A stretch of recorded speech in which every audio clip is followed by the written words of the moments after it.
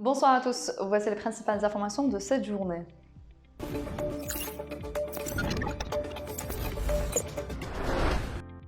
Des pluies s'abattront à partir de ce soir sur plusieurs wilayas du centre du pays, indique un bulletin météorologique spécial. Les wilayas concernés sont Alger, Boumeldes, Blida, Médéa et Bouela, précise la source qui ajoute que les quantités de pluie attendues sont estimées entre 20 et 40 mm durant la validité du BMS qui s'étale jusqu'à demain mardi.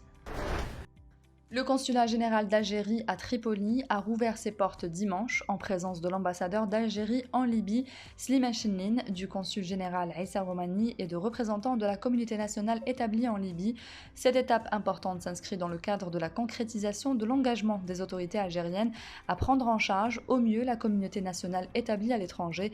Elle s'inscrit également dans le cadre du renforcement des relations de coopération entre les deux pays et de la consolidation des liens fraternels et de la communication entre les deux peuples frères. L'Agence nationale d'appui au développement de l'entrepreneuriat, ANAD, ex-ANSEJ, a validé 138 dossiers supplémentaires pour le paiement des dettes des entreprises en difficulté avec un montant de plus de 26 milliards de centimes, indique dimanche un communiqué du ministère délégué chargé des micro-entreprises, précisant que l'opération se poursuivra jusqu'au parachèvement de l'examen de toutes les demandes.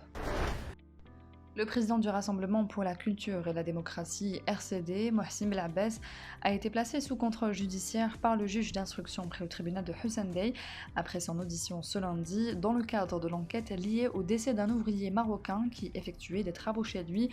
Le juge d'instruction a retenu contre lui 3 chefs d'inculpation, à savoir l'hébergement d'un étranger sans autorisation, faire travailler un étranger sans autorisation et obtention de documents illégalement.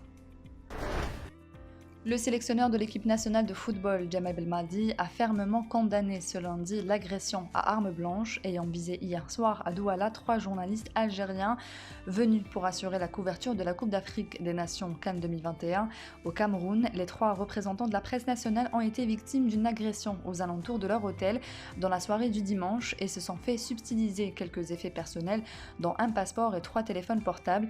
La fédération algérienne et la confédération africaine ont condamné via des communiqués publiés sur leur site officiel cet acte ignoble et barbare intervenu lors du premier jour de l'ouverture de la 33e édition. Le capitaine de l'équipe nationale de football, Riyad Mahrez, a affiché ce lundi l'ambition des Verts d'aller chercher une 2e étoile continentale de suite à la veille de leur entrée en lice à la 33e CAN 2021 au Cameroun, mardi face à la Sierra Leone. On arrive à une nouvelle CAN, nous sommes les tenants du titre, mais cela ne veut pas dire qu'on va gagner encore une fois, ça sera plus dur que la dernière CAN en Égypte. Notre ambition est grande pour rééditer ce que nous avons réalisé en 2019, a affirmé Mahrez.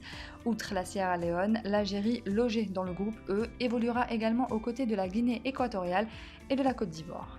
C'est la fin de ce JT, merci de l'avoir suivi. L'information continue sur notre site www.lesoirdalgerie.com.